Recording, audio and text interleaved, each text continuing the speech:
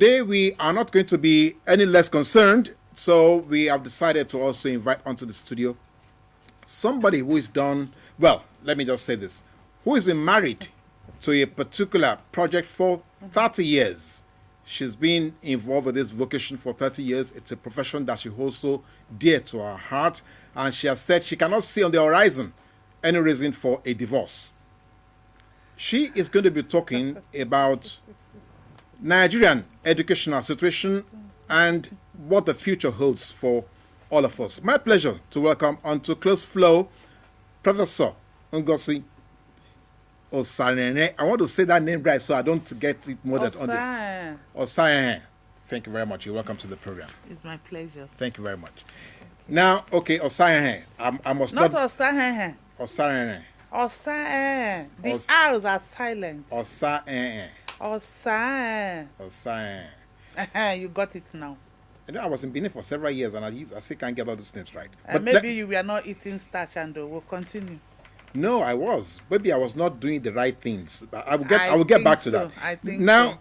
Since your first engagement with education, you have said to yourself, this is where you rightly belong.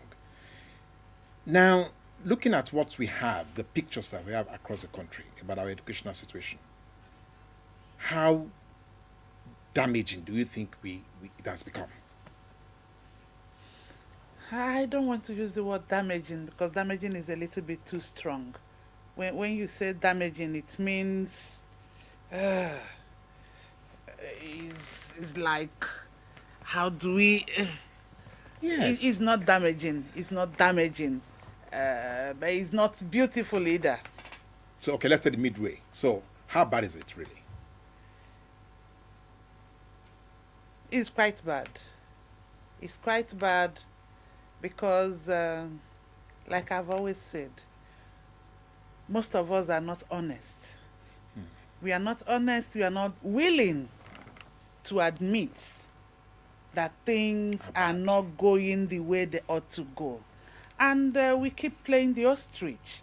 And because of that, it gives this impression of self-delusion, deluding ourselves that all is well. All is not well. Right from the basic level to the tertiary level, all is not well. Now, so when did this rot start? Can you speculate? Is there anything in your crystal balls or from your own experience that will tell you? Can we put a finger at the point when this started? It just crept in on us. It crept in because we have always, like I said, we have all played the ostrich. We pretended. Yes, it was coming, and we tend to gloss over it. When there will be a national strike, there was a time in this country, primary school teachers were on strike for 9 months. It didn't bother anybody. 9 months, Nigerian children were not in school. Basic education. It didn't bother us. You know, when your conscience is numbed, when you no longer have conscience, when you can no longer try to do some personal checks, try to jolt yourself that this is wrong. This is not what I had as a growing child. Because whether we want to accept it or not, I keep saying, at least about 90, if not 95% of all Nigerians today aged between 40 years and above went to public schools. They went to public schools. And if those public schools were good for us At that time, and we have turned out to be what we are today, what happened?